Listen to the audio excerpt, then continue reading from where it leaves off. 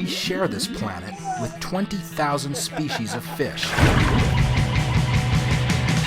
Like us, they each have unique traits and personalities. Sometimes our world collides with theirs. And when it does, we get fish stories. Coming up on this episode, an heroic dolphin plucks a surfer from certain death. Two youngsters invent a technique that reels in record-breaking salmon. And this town finally solves the legend of the car-sized catfish.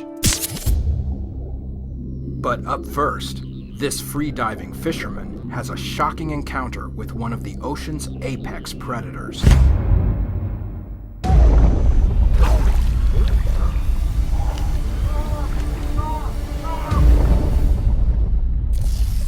I'm Ryan McInnes, and this is my fish story.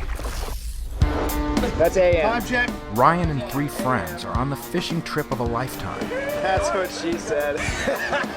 In the middle of the Gulf of Mexico, home to some of the best fishing on the planet. Good work, lads. Unlike ordinary fishermen up on the boat and out of harm's way, these guys are free-diving spear fishermen, which means diving hundreds of feet down without the use of scuba gear. There's gonna be the fish that are fun to see, like the dolphins and the turtles, but there's also predators out there. So man, every dive we do is a shark dive. Every week is Shark Week. If you taste the water and it has salt in it, there's sharks there. They've been swimming safely with sharks for years, but that is about to change. The scent of fish blood has attracted one of the most voracious predators on the planet. What you're about to see is the actual footage from Ryan's camera. So we were finishing up for the day. It was the last day of the trip. We'd had a great time fishing the boat. The guys were putting their hunting gear back onto the boat. I still had my camera, and these two red squid came up. And these squid are just swimming between my legs, and I'm goofing off, rolling around. And then I got this feeling.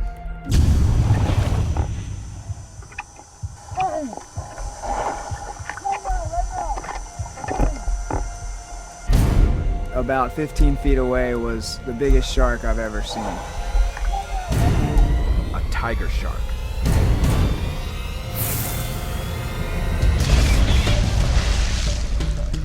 This adult is 12 feet long, but they grow upwards of 18 feet and tip the scales up to a ton, about 3 times the size of their feline namesake.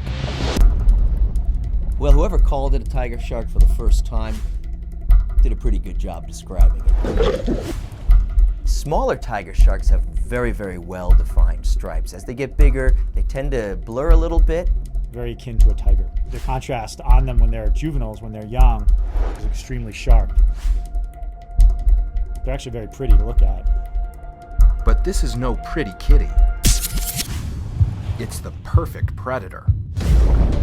Detecting vibrations, electrical currents, and a single drop of blood from up to a mile away. Ryan's catch leads this one right to him. I don't know if it was hungry or just curious. I thought I was done. Adding to his terror, this shark's mouth can easily fit over Ryan's shoulders. Because unlike most sharks with arrow-like faces, tiger sharks have a wide, blunt snout, which covers one of the most advanced set of chompers on the planet. Each tooth has 2 deadly components: a sharp hook that begins each bite with a puncture, and then a serrated edge for tearing that inflicts the rest of a bite's damage.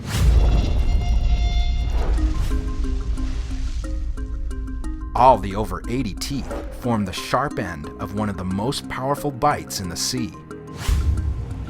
Massive muscles not only give them extra bite strength, but also support the jaw, which isn't attached to the skull. When it bites, its upper jaw drops down and sticks out. The lower jaw holds the prey in place, while the upper jaw crushes down with 20,000 pounds of force. Enough to snap a turtle shell in half. With only a camera in hand, Ryan uses it as a shield. The shark turns away, but it's not about to leave a possible meal. Most sharks have a really, really specific diet, but tiger sharks are the exception to that rule. They roam around eating a lot of different types of food, both living and non-living. Scientists have found not only fish, birds, and seals in their stomachs, but also deer antlers, beer bottles, a chicken coop with feathers and bones still inside, even their own young. Earning the tiger shark the dubious nickname, the trash can of the sea. Today, the tiger may be looking for a slightly fresher meal. In fact, tigers are second only to great whites in attacks on humans. But unlike great whites, who take one bite and swim away, tigers are more likely to finish the job. So I put my face above water and yelled for my friends to come get over here and give me some backup. As experienced divers, they know their best defense is to stick together. Because these solitary hunters prefer sneak attacks, so when confronting a group of divers, they generally stay away. But not this one. The shark starts to circle. The circle started getting tighter and tighter, and then it came in again. It's a choice between the shark and my friends.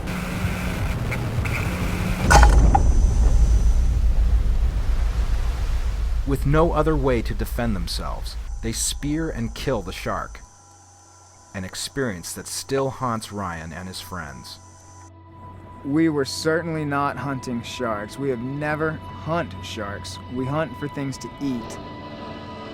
It had been a great trip, and when this happened, it changed things 180 degrees.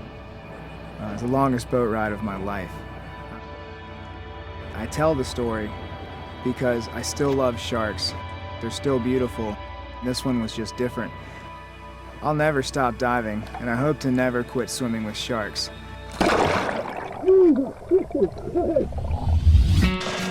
Coming up on Fish Stories. Hear this surfer's modern-day flipper tale.